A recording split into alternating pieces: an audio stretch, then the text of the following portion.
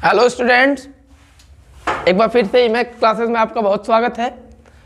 जैसा कि आपसे पहले मैंने कहा था, वादा किया था कि हर चैप्टर का केमिस्ट्री क्लास 12th के लिए न्यूमेरिकल्स के लिए एक वीडियोस लेके मैं अलग से आऊँगा।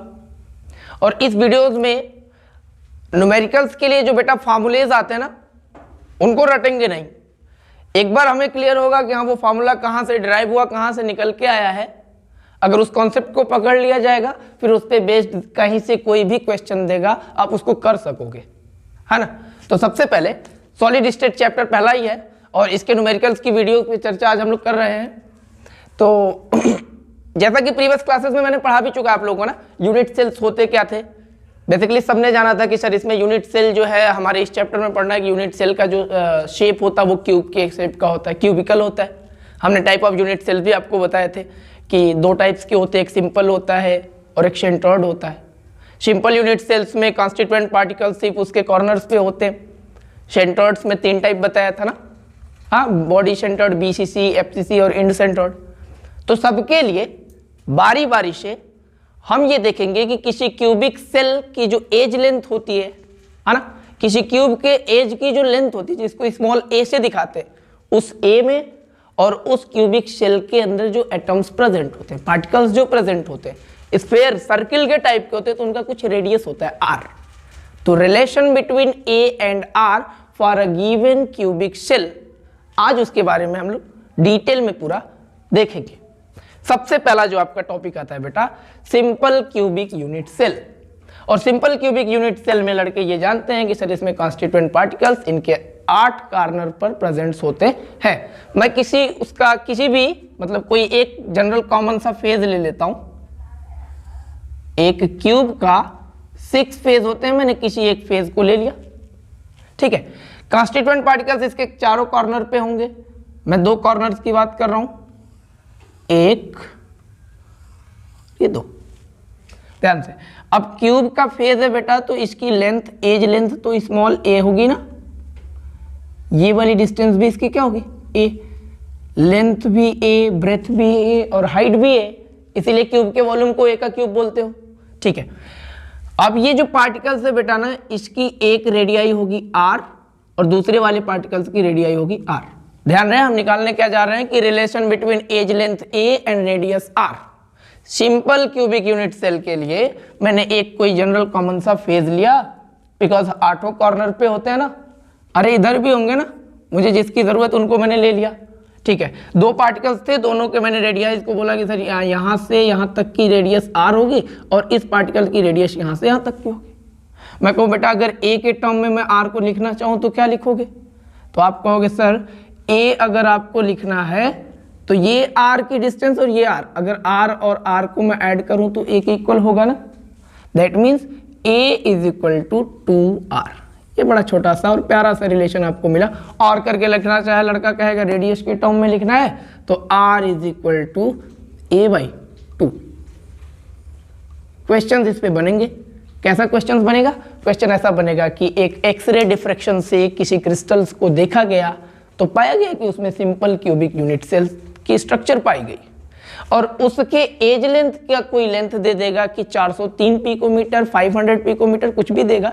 पूछेगा कैलकुलेट द रेडियाई, रेडियस को आपको निकालना होगा।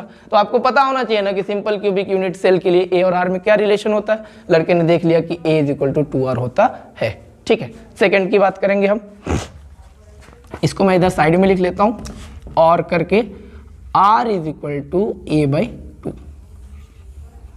दूसरी बात, इसके बाद सेकेंड टाइप होता है सेंटर्ड यूनिट सेल। और सेंटर्ड यूनिट सेल का सबसे पहला टाइप जो होता है बेटा, उसको बोलते हो आप BCC। BCC means body centred unit cell. इसमें होता क्या, छोटा सा पहले एक फील लो कि एक क्यूब होता था, क्यूब मीन्स यूनिट सेल होता था और इस यूनिट सेल के कॉर्नर्स पर तो एटम होते ही थे, है ना, 8 कॉर्नर पे होते थे। एक एटम इसके एकदम सेंटर्ड में होता था। इसी इमेज को मैं थोड़ा जूम कर रहा हूं, ध्यान से देखना, बहुत कॉन्सेप्ट की बात है। इसी इमेजेस को मैं जूम कर रहा हूं, थोड़े से सेल को बड़ा बनाता हूं बिकॉज इजीली आपको समझ में आ जाए। अगर बेटा इसका ए और आर का रिलेशन समझ गया ना, तो इसके बाद वाले में कुछ है ही नहीं, उसको समझ ही जाओगे। ए आर का रिलेशन रटना नहीं है, मोटो इस वीडियो का बस यही है। दिमाग नाम आए कि बीसीसी, तो दिमाग में चलना चाहिए कि उसके एज लेंथ और रेडियाई में क्या रिलेशन होता है। ठीक है, एक जो सेंटर में पार्टिकल्स होता है बेटा, मैं उस पार्टिकल्स को ऐसे कुछ बना लेता हूं। कॉर्नर पे पार्टिकल्स होते हैं, चलो सभी कॉर्नर्स पे होते हैं।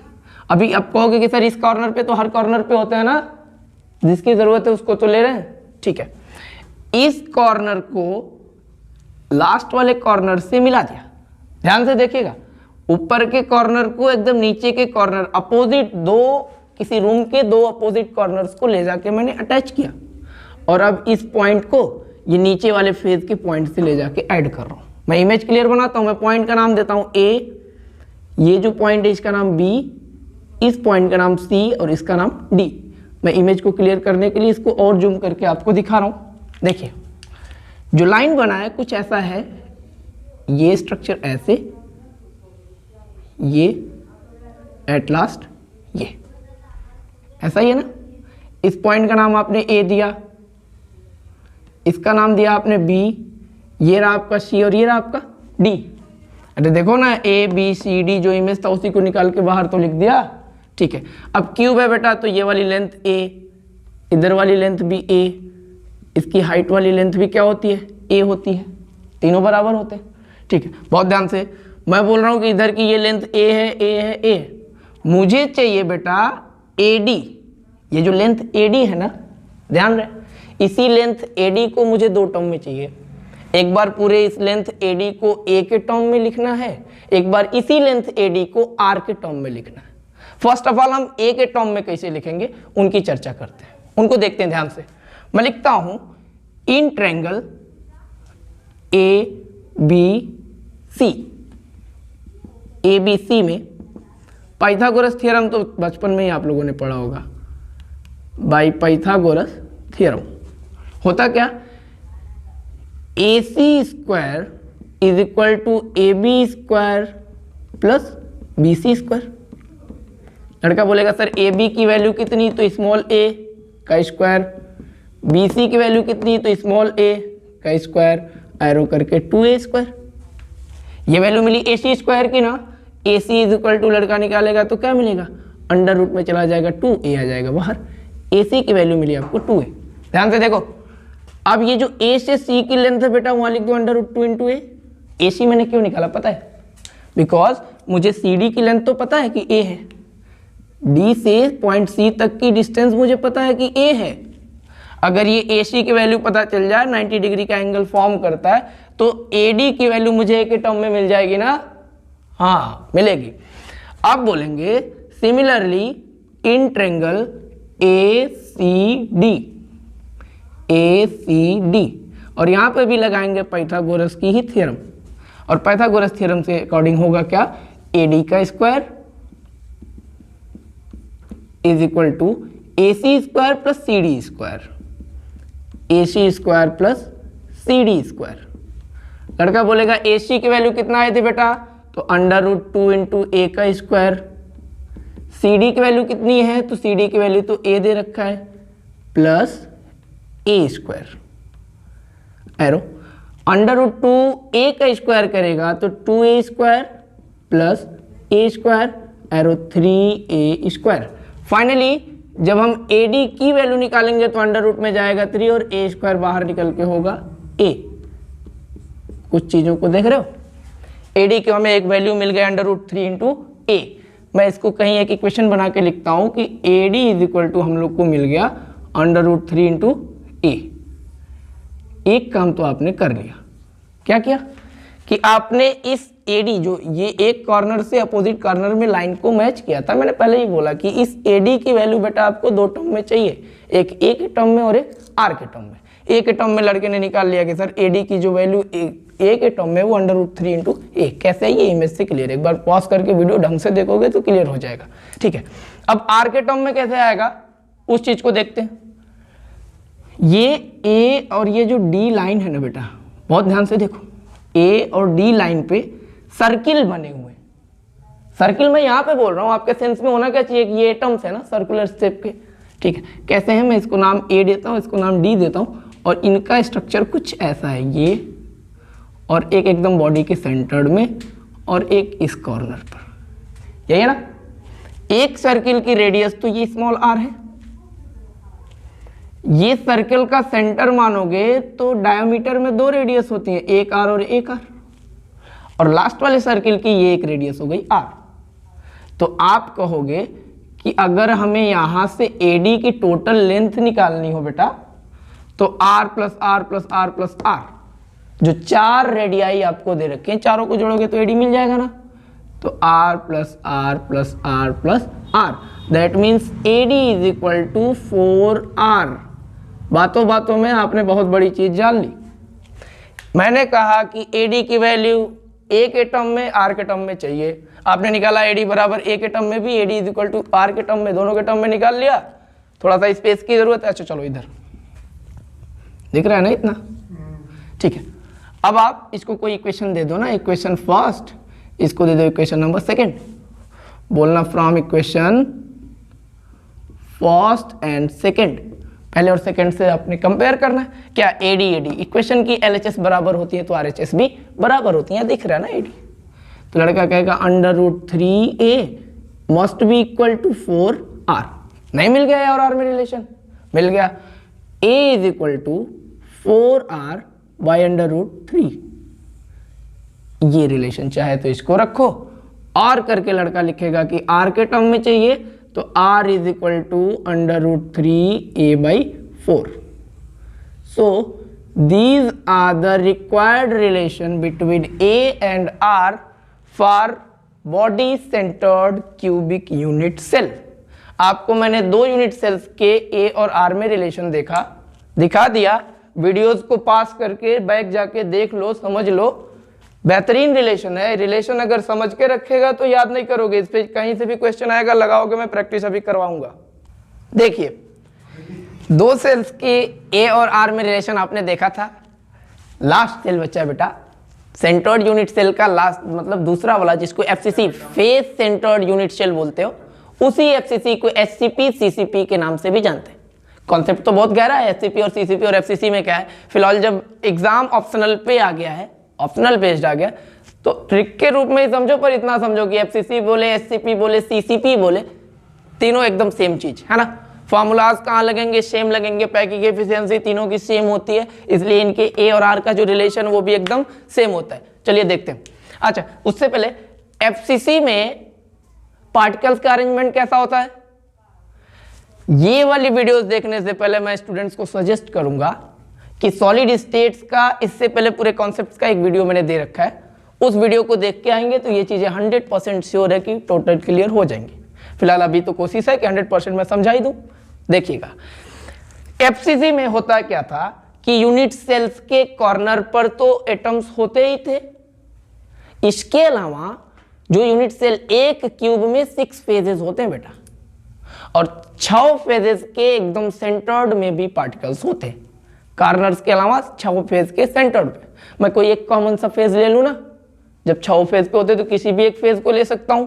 चलो 1 मिनट के लिए अगर आप देखना चाहो तो चलो एक तो मैं जनरल कॉमन सा फेज ही ले लेता हूं। ये मैंने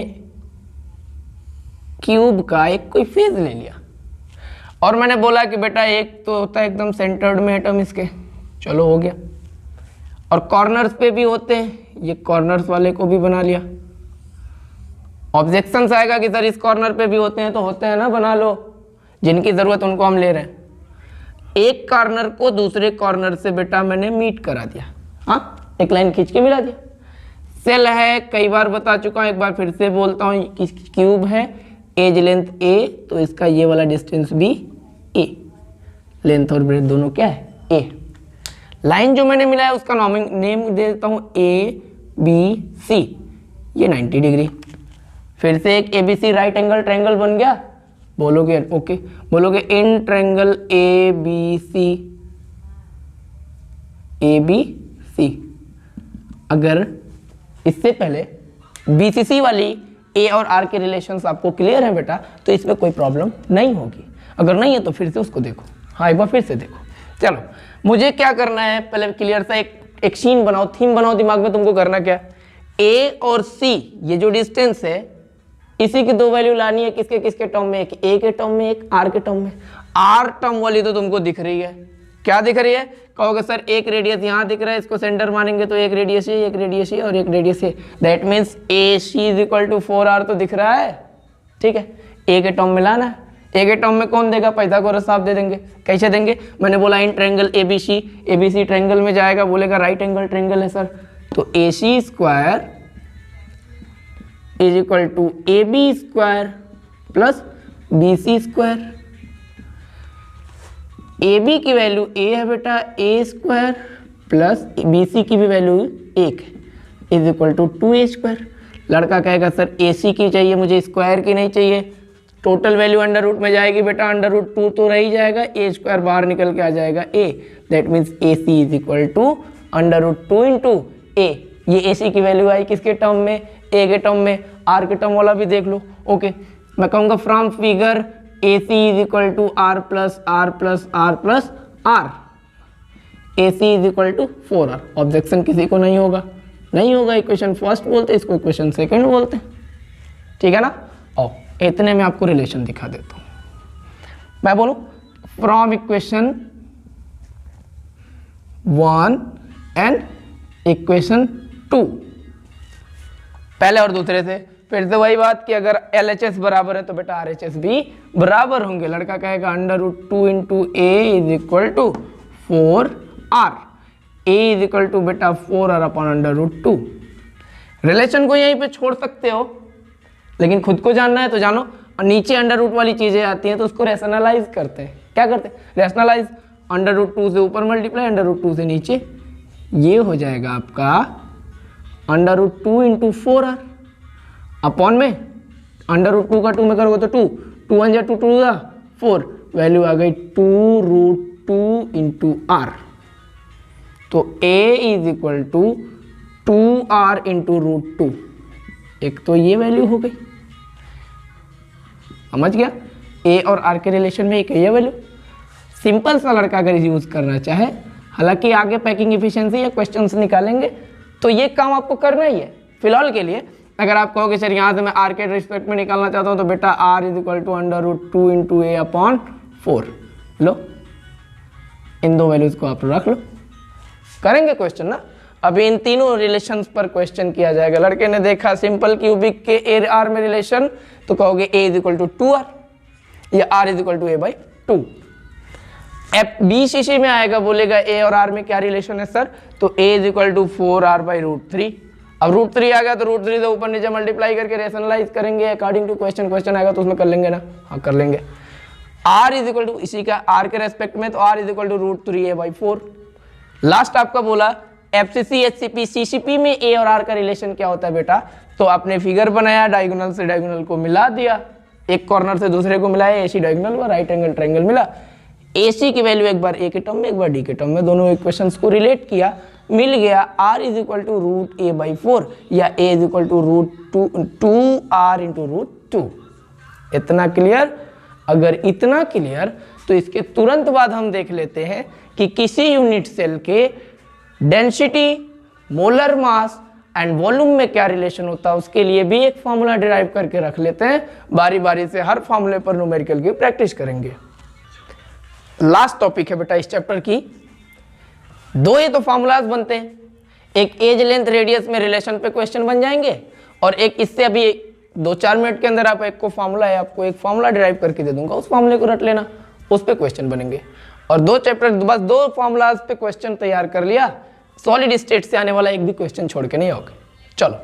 चलो स्टार्ट करते हैं। मैंने लिख रखा है बेटा कि रिलेशन निकालेंगे किसी यूनिट सेल की डेंसिटी में, यूनिट सेल के मोलर मास में तथा उसी यूनिट सेल के वॉल्यूम में।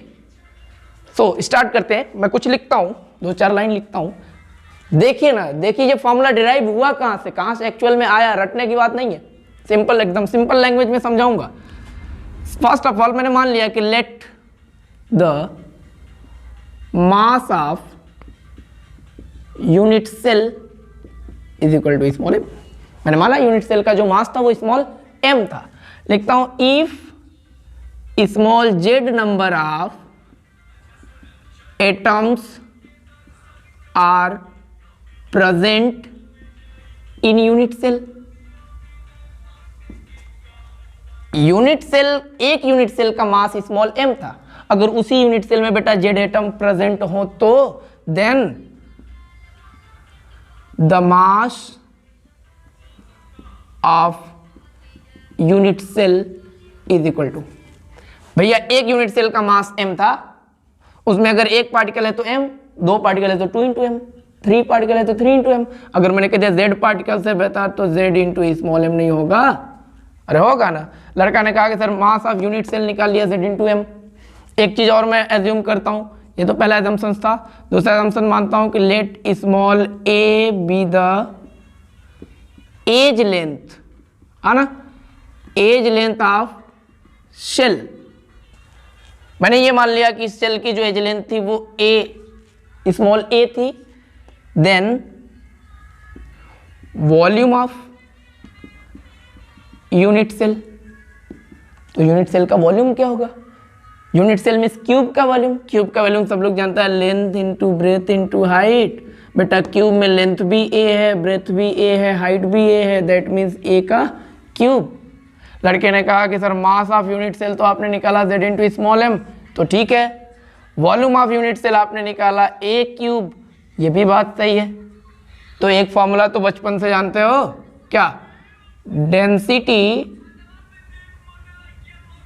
Small d is equal to mass small m upon volume v। नहीं जानते हो?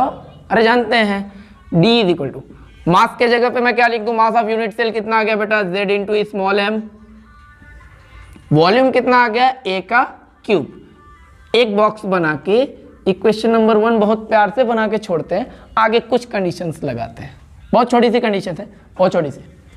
कहेंगे if the mass of cell become molar mass, है ना बेटा? अगर सेल का मास मोलर मास हो तो, अरे हेडिंग लगाया है कि मोलर मास में रिलेशन दोगे, मास को कैसे मास में ही छोड़ेगा, मोलर मास बोलेगा ना, ठीक है। तो देन क्या होने वाला है? देन होने वाला ये है कि mass is equal to molar mass upon N A. Point is that कि what is N A? N stand for number, A stand for Avogadro. N A is equal to Avogadro number, Avogadro number. इसकी numeric value कितनी होती है? 6.023 into 10 to the power 23। इस्तेमाल, इसका उपयोग करने वाले, यूज करने वाले हम फॉर्मूलाज में, ठीक है। आपने कहा कि अगर सर मास उसका मोलर मास हो जाए तो क्या करोगे? मैंने कहा बेटा mass is equal to molar mass upon में एन ए। ये नंबर ऑफ मोल्स, एक मोल्स में, अब ये तो मोल का कॉन्सेप्ट आ जाएगा, फिलहाल के लिए सुन लो कि दुनिया का कोई भी चीज अगर एक मोल्स लोगे ना तो उस एक मोल में जो नंबर ऑफ पार्टिकल्स होते हैं वो अवोगाड्रो नंबर होते हैं, बिकॉज अवोगाड्रो ने ही बोला था। और वो अवोगाड्रो नंबर बराबर किसके होते हैं? तो 6.023 into 10 to the power 23 particles के बराबर होते हैं, ठीक है। अच्छा, अब स्मॉल m के जगह capital M upon N A substitute कर दो इक्वेशन 1 में, आपका रिलेशन मिल गया। बोलोगे फ्रॉम इक्वेशन 1 वी गेट, क्या मिला? तो density d is equal to z, तो नंबर ऑफ पार्टिकल्स है उनको छोड़ दो, स्मॉल m के जगह हमें लिखना capital M upon N A, और नीचे आपका शेल का वॉल्यूम था a क्यूब। लड़के को एक बहुत ही प्यारा सा रिलेशन मिला। ये रिलेशन इंपॉर्टेंट, इस पे क्वेश्चंस लगेंगे। वेयर करके लिखेगा, डी क्या है? तो डेंसिटी है किसकी? Of unit cell. एम क्या है भैया? तो एम है molar mass of unit cell. Z क्या है?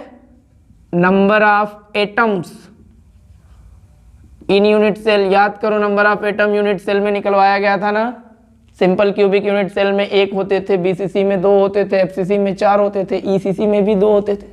हाँ, वही जेड की बात कर रहा हूं। एन ने क्या है? तो अभी ऊपर बता दिया क्या अवोगाड्रो नंबर है। So this is the very important and very popular famous relation between density, molar mass and volume of a unit cell. और एक ये वाले इक्वेशन पे ये फॉर्मूलाज, और इससे पहले जो यूनिट सेल के लेंथ में और रेडियस में फॉर्मूला बताया था, वन रिलेशन और ये रिलेशन, बस दो रिलेशन पे क्वेश्चंस आएंगे बेटा। कुछ क्वेश्चंस को देख लेते हैं, रिवाइज करते रहेंगे, बोर्ड एग्जाम बहुत बेहतर जाने वाला है। चैप्टर फर्स्ट फॉर्मूलाज के बाद जैसा कि बात हुई थी कि न्यूमेरिकल सॉल्व किया जाएगा, अच्छे अच्छे सेलेक्टेड क्वेश्चंस को लगाया जाएगा। तो मैंने आपके लिए कुछ क्वेश्चंस लेके आया हूँ मैं, जो कि पिछले प्रीवियस ईयर क्वेश्चंस में, क्वेश्चन पेपर्स में कंटिन्यूअस पूछा जाता है। अभी ये जो फर्स्ट क्वेश्चन है ये आपके 2010, 2015 में कंटिन्यू पूछा गया क्वेश्चन है। जितने भी क्वेश्चन है सब प्रीवियस ईयर क्वेश्चन है। आइए एक एक करके देखा जाए। हालांकि इनको सॉल्व करने के लिए जिन रिलेशंस की रिक्वायरमेंट आपको होती है दोस्त, वो सब रिलेशंस हमने अभी इससे पहले की क्लासेस में सब कुछ क्लियर करवा चुका हूँ।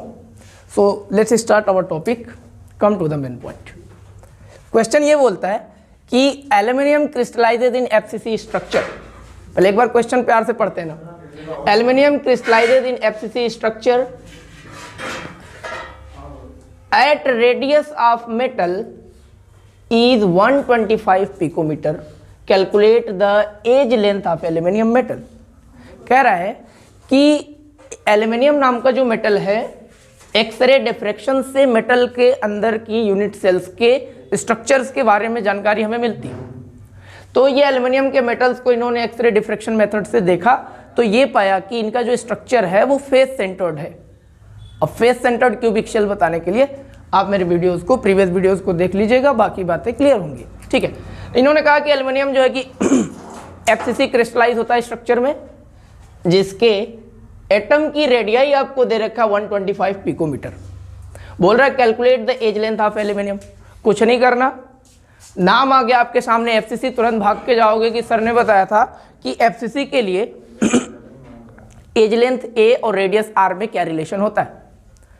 मैंने ऊपर लिख भी रखा है कि जब बात फेस सेंटर्ड की या बेटा सीसीपी की या एचसीपी की आएगी, तीनों कॉन्सेप्ट्स को आप यहाँ के लिए, इस सीजन के लिए एक मानोगे, बिकॉज सब ऑप्शनल होने वाला ना। एमसीक्यू वहाँ पे एक्सप्लेनेशन आपको नहीं देना कि what is difference between HCP, CCP, FCC, है ना। इनकी पैकिंग इफिशियंसी सेम होने के कारण इनके एज लेंथ और रेडियाई के रिलेशंस भी सेम होते हैं। लड़के ने देखा कि A is equal to 2√2 into R, यही तो एफसीसी का रिक्वायर्ड रिलेशन होता है। चलो, हमने सोल्यूशन में कुछ आपके लिए लिख रखा है कि फॉर एफसीसी स्ट्रक्चर, अगर स्ट्रक्चर एफसीसी होगा उसके लिए A is equal to 2√2 into R, ये आपका रिलेशन होता है। अच्छा, गिवन में क्या दे रखा था, रेडियस आपको दे रखी थी 125 पिकोमीटर। लड़के परेशान रहते हैं कि सर यूनिट्स को क्या किया जाए, चेंज कर लिया जाए। तो बेटा अगर रेडियस और एज लेंथ के क्वेश्चन आते हैं ना, तो अगर रेडियस पिकोमीटर में दी है, कैलकुलेट आप करोगे तो एज लेंथ भी पिकोमीटर में ही आएगा। अगर ऑप्शन में सभी ऑप्शंस पिकोमीटर वाले हैं तो आपको चेंज करने की ज़रूरत नहीं है।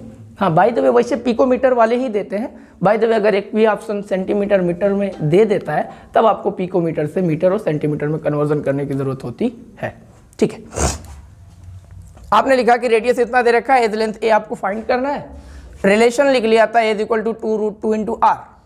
2 के वहाँ पे 2 बेटा, √2 की वैल्यू हर लड़का जानता है 1.141, और R की वैल्यू गिवन थी 125 पिकोमीटर।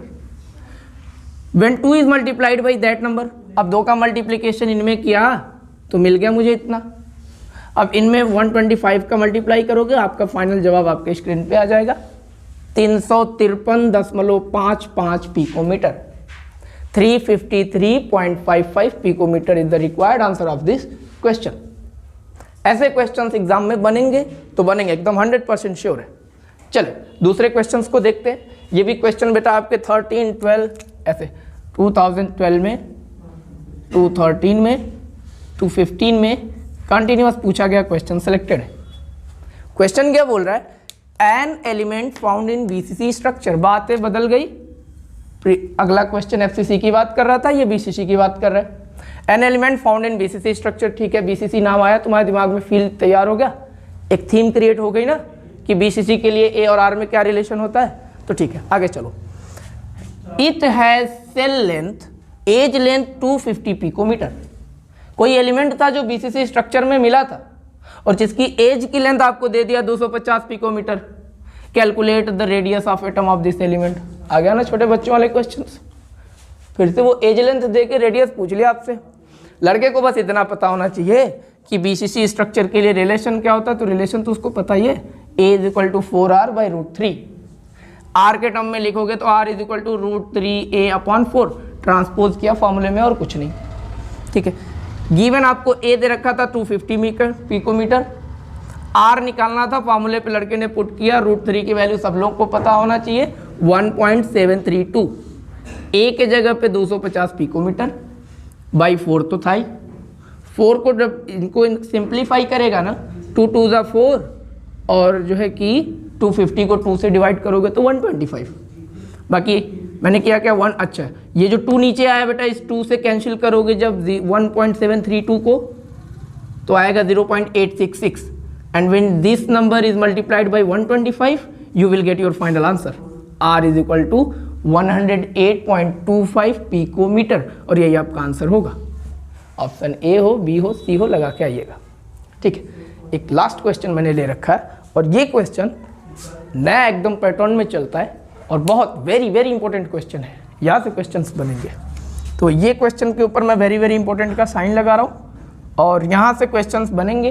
बहुत से क्वेश्चंस हैं, कुछ क्वेश्चंस को तो मैं ट्राई कराता हूँ सेलेक्टेड क्वेश्चंस, बाकी इनसे बनने वाले जितने भी क्वेश्चंस हैं आपको देखने होंगे। ठीक है, ये क्वेश्चन बेस्ड किस पे है ना, तो कुछ बातें करते हैं। मैंने आपको वॉइड्स बताया था, याद करिए वॉइड्स बताया था ना, टेट्राहेड्रल वॉइड्स, ऑक्टाहेड्रल वॉइड्स।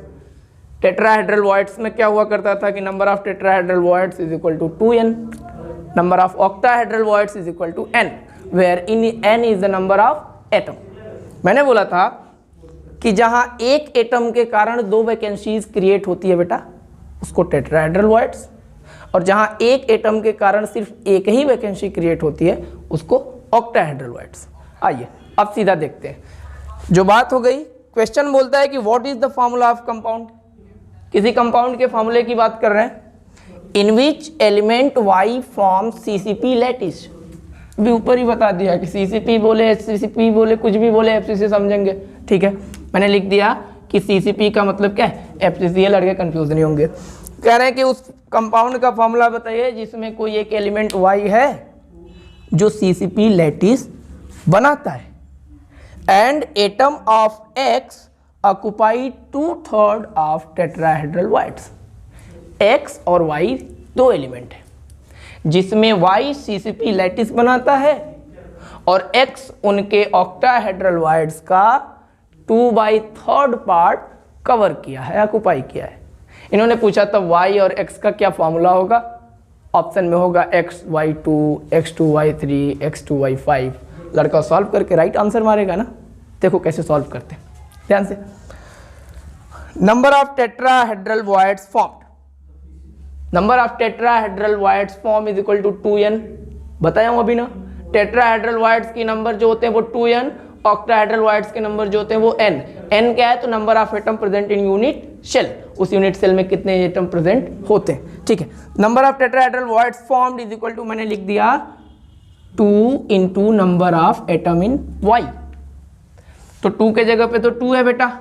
अब एटम Y के अंदर कितने हैं, तो Y बनाता कौन सा लैटिस है, FCC लैटिस। और FCC लैटिस के लिए लड़के ने पढ़ा कि सर Z = 4 होता है। ये नंबर ऑफ कैलकुलेशन के टाइम में मैंने बताया था आपको। FCC में ही नंबर ऑफ एटम सबसे हाई होते हैं, इसलिए इनकी पैकिंग एफिशिएंसी भी सबसे ज़्यादा होती है। देखिए number of atom in Y तो 4 रख दिया, पहले 2 से मल्टीप्लाई किया था, देयरफॉर ये नंबर ऑफ टेट्राहेड्रल वॉइड्स जो टोटल होता है वो कितना हो गया, 8 हो गया। यहाँ तक बातें हजम हो गई ना। आगे क्या बोलता है कि ये जो X है वो ऑक्युपाई किया है 2/3 part of tetrahedral voids. X ने टेट्राहेड्रल वॉइड्स का 2/3 पार्ट को कवर किया है। तो आगे की कहानी ऐसी चली कि number of tetrahedral voids occupied by element X। तो टेट्राहेड्रल वॉइड्स टोटल कितने थे, 8 थे, और इस 8 का कितना पार्ट कवर किया था भैया, तो 2/3, 2/3 part. when 2/3 is multiplied by 8 क्या मिलेगा, 16/3। यहाँ तक बातें क्लियर है ना, होनी चाहिए। टेट्राहेड्रल वॉइड्स कितने बने, 8 बने। X ने कितना ऑक्युपाई किया, तो X ने ऑक्युपाई किया Y का 2/3, मतलब 2/3 × 8 16/3। आगे की कहानी इधर ऊपर, आगे की कहानी इधर सोल्यूशन में दे रखा हूँ बेटा, स्पेस नहीं था ना। मैंने लिखा ratio of X and Y. अब एक्स के एटम और वाई के एटम का रेशियो क्या होगा? तो अभी आपने ही पढ़ा कि एक्स में कितने एटम्स हैं भैया, तो 16/3, और वाई के कितने एटम्स हैं? वाई बनाता है भैया जब आपका FCC, तो एटम कितने होंगे? 4। तो x ratio y is equal to 16/4। x और y के रेशियो कितने? तो 16/3, ये तो x का भी निकाले, और y का कितना है? तो 4। ठीक है, सिंप्लीफाई करने के लिए 3 से इसमें मल्टीप्लाई ट्रांसपोज करके किया तो 16/12 हो गया, सिंपलीफाई इसको किया तो 4/3 आ गया। यहाँ तक क्लियर है? ठीक है, अब यहाँ से आपको देखने में पता चलता है कि सर x का जो शेयर्ड है वो 4 पार्ट है और y का जो शेयर्ड है वो 3 पार्ट है। Hence formula would be, x और y का फार्मूला क्या बनने वाला है? तो x का पार्ट था 4 तो x 4 एंड y का पार्ट था 3 तो y 3। This is the right option. इतनी बातें अगर कंफर्म हो, एक बार ध्यान से क्वेश्चंस को देखो, स्क्रीनशॉट ले लो और इससे रिलेटेड जितने क्वेश्चन आते हैं सबको लगाते चलिए। आगे हम देखेंगे किसी शेल के डेंसिटी, मोलर मास तथा उस सेल के वॉल्यूम में क्या रिलेशन होता है, उससे रिलेटेड कुछ इंपॉर्टेंट क्वेश्चंस को। लास्ट टॉपिक पे न्यूमेरिकल आपकी बची थी। लास्ट टॉपिक ऐसा था कि यूनिट सेल्स के वॉल्यूम में, एज लेंथ में और डेंसिटी में क्या रिलेशंस था, उनके रिलेशंस पे कुछ क्वेश्चंस को डील करना था। मैंने प्रीवियस ईयर क्वेश्चन पेपर में आए 2-3 क्वेश्चंस को बोर्ड पे आपके मेंशन कर रखा है। आइए इनको देखते हैं। इनके बावजूद बेटा आपके अनसॉल्व पेपर वगैरह लेके जो सॉल्व आप करते हैं करते रहिएगा। क्वेश्चंस के आंसर न मिलने पे उनकी इमेजेस पिक वगैरह क्लिक करके कमेंट सेक्शन में आप डाल सकते हैं, जिसकी रिप्लाई बहुत जल्द की जाएगी। चलिए देखते हैं, तुरंत देखते हैं अपना नेक्स्ट क्वेश्चन। अच्छा, ये जो ऊपर मैंने एक फॉर्मूला लिख रखा है, इसका बेहतरीन सा प्रूफ भी मैंने दिया था। ऐसा क्या बोलते हैं कि इसको रटने की प्रॉब्लम नहीं होनी चाहिए थी, है ना। ये कहाँ से आया, कैसे आया, एक एक पॉइंट्स को मैंने क्लियर किया है। स्किप करके वीडियो को देखेंगे तो कुछ क्लियर नहीं होगा। हर एक पॉइंट में कॉन्सेप्ट छुपा है, धीरे धीरे आराम से देखते जाइए, बहुत क्लियर होता जाएगा। रिलेशन क्या आया था कि डेंसिटी, ये डी क्या है, density is equal to Z into capital M upon में A³ into NA, where D is the density of unit cell, Z is the number of atom present in unit cell. Like FCC के लिए number of atom 4, BCC के लिए 2, end centroid के लिए 2, है ना, simple unit से के लिए 1, ऐसा हम लोगों ने कैलकुलेट कर रखा था। Capital M become the molar mass, A³ A क्या है ना, एज लेंथ है क्यूब सेल की, उस क्यूब की एज लेंथ है, और A का क्यूब कर देंगे तो उसका वॉल्यूम हो जाएगा। Length breadth height A into A का क्यूब, ये वॉल्यूम है। एंड Na क्या है, तो अवोगैड्रो नंबर है। अवोगैड्रो नंबर की वैल्यू कितनी होती है, तो 12th में पढ़ने वाला लड़के को एटलीस्ट इतना तो पता ही होगा ना, क्या 6.023 इंटू 10⁻23। देखते हैं अपने क्वेश्चन पे। हाँ तक बहुत छोटा सा प्यारा सा क्वेश्चन है। क्वेश्चन क्या बोलता है कि X-ray diffraction show that the copper crystallizes in FCC unit cell. बस इसी बात को पकड़ो ना। कह रहा है एक्सरे डिफ्रैक्शन मेथड्स कोई था, एक्सरे डिफ्रैक्शन की स्टडी करने के बाद ऐसा पता चला कि जो कॉपर वही आपका Cu वाला कॉपर की जो स्ट्रक्चर है वो FCC है, जिसके एज लेंथ आपको दे रखा है इतना सेंटीमीटर। कह रहा है एक दूसरे एक्सपेरिमेंट में ऐसा पता चला in a separate experiment of copper, एक दूसरा एक्सपेरिमेंट हुआ कॉपर का, और उसमें ऐसा हमें पता चला डिटरमाइन टू हैव डेंसिटी इतना, और उसमें ये पता चला कि जो कॉपर की डेंसिटी है वो 8.92 ग्राम पर सेंटीमीटर क्यूब की है। Calculate the atomic mass of copper, copper का एटॉमिक मास कितना होगा वही आपको निकालना है। क्वेश्चन बहुत ध्यान से 2 बार पढ़ोगे ना तो खुद ही क्लियर कर देगा, थीम पता चलेगी क्वेश्चन पूछ क्या रहा है कि दिया क्या है, गिवन क्या है। अभी तो MCQs है, कहीं भी रफ वर्क पे आपने क्वेश्चन सॉल्व करना है, मेन फोकस MCQ वाले आंसर पे देना है। ठीक है, मैंने लिख रखा है FCC के लिए Z इज इक्वल टू 4। बोलो किसी को प्रॉब्लम है क्या? नहीं ना। हाँ, FCC, FCC, CCP, HCP, जब भी नाम आए Z इज इक्वल टू 4 रख लिया। Na की वैल्यू नॉर्मल है, सबको पता है। गिवन क्या था, एज लेंथ आपको बेटा क्वेश्चन में दे रखा था 3.6 इंटू 10⁻⁸।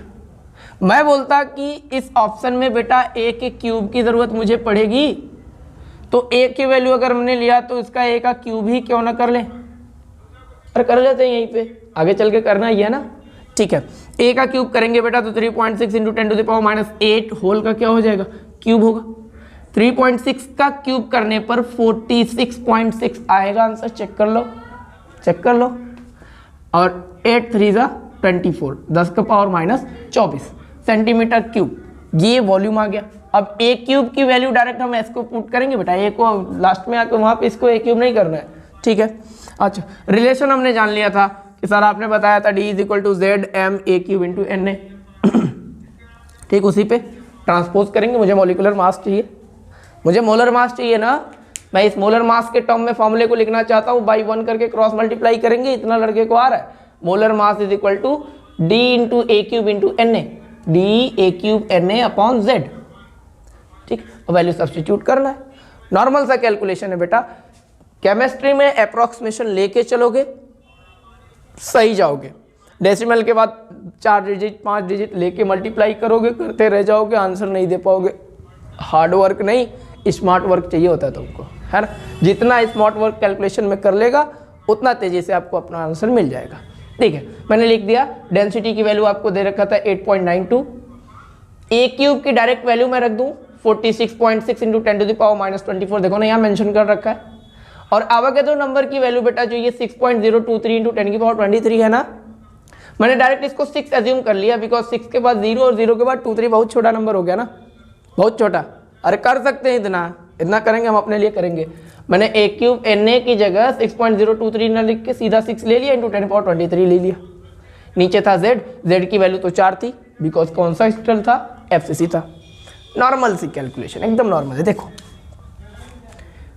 2 2 ज़ा 4, 2 से कैंसिल आउट किया, 46.6 को 2 से डिवाइड करेंगे तो 23.2। अब 2 1 ज़ा 2, 2 3 ज़ा 6, इतना क्लियर हो गया। मैंने किया कुछ नहीं, 8.92 के जगह पे 8.9 लिया, डेसिमल के बाद एक ही डिजिट को लिया बेटा, 2 को नहीं लिया, चलेगा इतना, ठीक है। आगे था आपके 23.3, इसको लिख लिया, बचा हुआ था 3 को इधर लिख लिया। अभी 10 की पावर 24 माइनस में, और यहाँ पे आपके था 10 की पावर 23 प्लस में। बेसेस इक्वल होती हैं तो पावर का एडिशन होता है, ऐसा तो सबको पता है, नहीं पता है तो रट लो। अगर बेसेस इक्वल होते हैं तो पावर आपस में जुड़ जाते हैं। मैंने सेपरेट में करके लिख दिया 10 की पावर -24 प्लस 23, किया कुछ नहीं। 3 का मल्टीप्लाई 8.9 में हमने कर दिया बेटा, हमें मिल गया 26.7। बचा हुआ था 23.3, जिसका मल्टीप्लाई अब इसमें आपस में करेंगे, इंटू 10 की पावर -24 प्लस 23 = -1। जब ये 26.7 का 23.3 में मल्टीप्लिकेशन आप करोगे बेटा, चेक कर लीजिएगा, करने के बाद आपको मिलेगा कुछ ऐसा फेस, कैसा 622.1, 622.1 एंड 10 टू द पावर -1 का मतलब क्या होता है, अभी 10 की पावर -1 के मतलब क्या है, 1/10 ना, मीन्स 10 से डिवीजन ना, तो वही 622.1 को मल्टीप्लाई में 10 पावर -1 था, मैंने अपॉन में लिख लिया। बोलो दिक्कत नहीं है ना, नहीं होना चाहिए। 10 से इसको हम डिवाइड करेंगे, डेसिमल इसका 1 डिजिट इधर आ जाएगा, आ गया 62.2 यूनिट्स। अच्छा, लड़का बोलेगा कि सर क्वेश्चन तो ऑप्शनल आएगा, और आपने क्या किया कि अवोगाड्रो नंबर में 6 लिया, 2 3 लिया ही नहीं, बाकी डेसिमल के बाद डिजिट्स को छोड़ते चले गए, तो बेटा आंसर तो आ ना गया 62.2। ऑप्शन में ना डिफरेंस देता है टोटल, मतलब कि अगर एक 62 दे दिया तो एक 65, एक 68, एक 79 ऐसा करके देगा। तो आपको देखना कि 62.2 आपका आ गया, इससे मिलता जुलता ऑप्शन कोई दिखता है क्या, 63 दिखता है क्या, या 62 दिखता है क्या, उसको लगा के आ जाए, ठीक है। स्मार्ट वर्क इसको बोलते हैं, स्मार्ट वर्क। Second question. अच्छा, क्वेश्चन में कभी ऐसा आ जाए जैसे ये इन फॉर्मूलाज में से 1 2 3 4 5 में से कोई 4 अननोन क्वांटिटीज़ को दे देगा और एक ही अननोन क्वांटिटी आपसे पूछेगा, ठीक है। FCC वगैरह बोलेगा तो Z की वैल्यू पता ही चल जाएगा, डेंसिटी A तो आपको पता ही है, main density, volume, molecular mass, इन तीनों में से किसी 2 क्वांटिटी को देके तभी आपसे तीसरा पूछेगा, इतना कंफर्म रहना। कई क्वेश्चन इंपॉर्टेंट सा ऐसा बनता है कि सब कुछ दे देता है, पूछता है कैलकुलेट या predict the nature of unit cell. Unit cell के नेचर को बताइए कि वो कैसा है। यूनिट सेल के नेचर को बताने का मतलब आप क्या समझे, क्या समझे कि उस यूनिट सेल का टाइप कौन सा है। हाँ, आइदर यूनिट वो FCC है कि VCC है कि इंड सेंट्रोइड है, ठीक। ठीक है, ऐसे क्वेश्चंस को लास्ट में मैंने ऐसा ही क्वेश्चन एक लिए रखा है, an element with molar mass इतना form a cubic unit cell with edge length इतना। कह रहा है कोई एलिमेंट है जिसका मोलर मास 27 ग्राम पर मोल आपको दे रखा है और उस यूनिट सेल की जो लेंथ है वो दे रखा है 4.05 into 10⁻⁻8 centimetre. If its density is 2.7 ग्राम पर सेंटीमीटर क्यूब। अगर इसका डेंसिटी इतना हो तो मैंने बोला ना 3 में से कोई 2 दे के एक ही पूछेगा, तो बता दिया डेंसिटी भी इतना है।